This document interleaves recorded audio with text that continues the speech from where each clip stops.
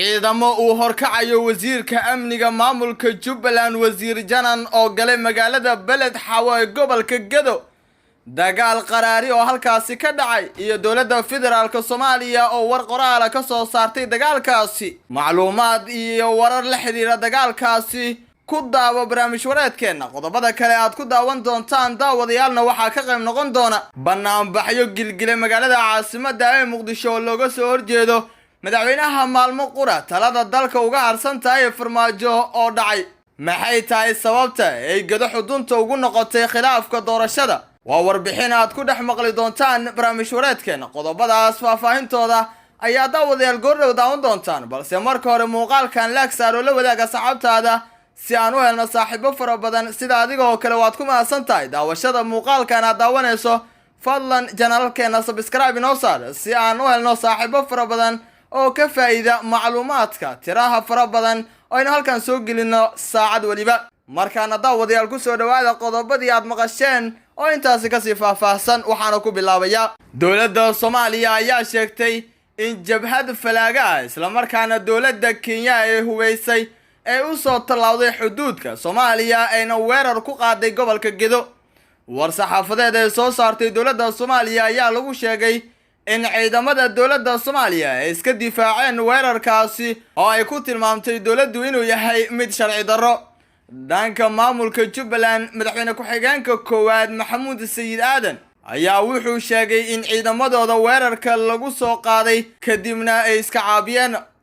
caabin kadib waxaa la isla galay magaalada haddana halkaas ayay wax ka socdaan ayuu yiri Maxamuud Sayid Aadan madaxweyne ku-xigeenka maamulka Jubbaland saraakiisha hadday soo wacday waxay sheegeen sida General Abbas oo kale inuu isaga station ka joogo iyo xarunta degmada laakiin hadda magaaladu waa magaalo weyn oo markaasi daafeedu ay wili xabadaha ka dhacayaan ayuu hadalka ku daray waa wax la yaab leh ciidankaasi waa mid 11 sano Gedo difaaceeda ku jiray dawladihii ku meel gaarka ah xilligii madaxweyne Cabdullaahi Yuusuf laga soo bilaabo dawladii Sheekh Shariif oo aniga oo xildhibaan ah aan wax ka dhisay xeriyo ciidamo ka soo baxay dawlado caalami ah naga kaalmeeyeen ciidan qaran ah marka hadda jabhadda waa kuwa indhaha loo soo duubay oo shabaabka la aruuriyay oo nabad sugidda xamar laga soo raray ba mise waa ciidankii dalka xureeyay ee Soomaaliya u dhimanayay taas iyaga ayaa la weydiinayaa ilaahay ayayna ka furteen kuwa saa u hadlaya ayuu yiri warka ka soo baxay dawladda oo ku saxiixnaa wasiirka warfaafinta xukuumadda Soomaaliya Cusmaan Abuukar Dubbe ayaa sidaan u dhignaa dawladda federaalka Soomaaliya waxay cadeynaysaa in jabhadii falaagada ahayd ay soo hubeysay dawladda Kenya oo caawa u soo talawday xuduudka Soomaaliya ayaa soo weerartay gobolka Gedo gaar ahaan degmada Beled Xawo ciidamada xoogga dalka Soomaaliyeed ayaa si geesinimo leh ugu jilib dhigay duulaankaasi sharci darrada ah ee shisheeyuhu soo abaabulay waxaan si adag u cambaareynaa duulaankaasi gardarrada ah ee laga soo abaabulay gudaha dalka Kenya kaasi oo khilaafsan maslaxadda nabad ku wada noolaanshaha shucuubta gobolka iyo xeerarka caalamiga ah ee ku dhisan isxaaq dhowrka iyo ilaalinta madaxbannaanida qarannimo ayuu markaasi yiri hadalkan ka soo baxay dawladda Soomaaliya ayaa imaanaya xilli weli uu khilaaf diblomaasiyadeed oo meel sare gaaray uu markaasi ka dhaxeeyo dalalka Soomaaliya iyo Kenya ugu dambeynna daawadayaal madaxda dawladda federaalka Soomaaliya iyo maamul goboleedyada Jubbaland iyo Puntland waxa u dhaxeeya arrimo sababay in khilaafka doorashada uu sii xoogeysto waxaana kamid ah arrinta gobolka Gedo iyo guddiga doorashada bilowgii bishii September waxaa magaalada Muqdisho ka dhacay kulamo la xiriiray